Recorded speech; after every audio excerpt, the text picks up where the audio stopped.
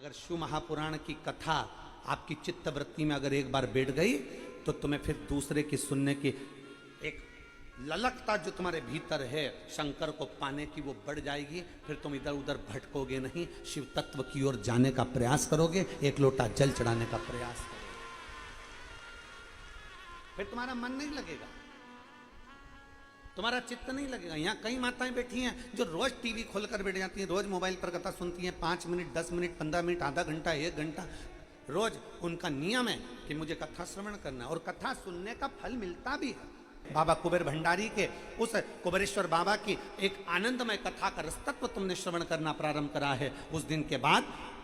समस्या आती जरूर है पर मेरा बाबा एक लोटे जल से निर्णय कर कर बाहर निकाल देता।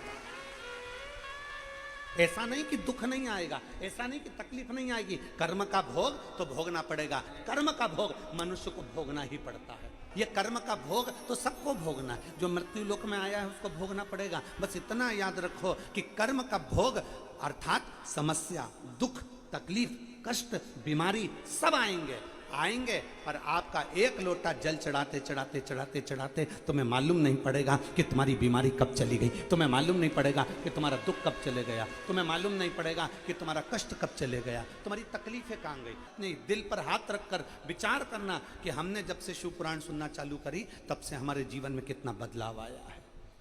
हमारे व्यापार में, हमारी उन्नति में कितना बदलाव आया।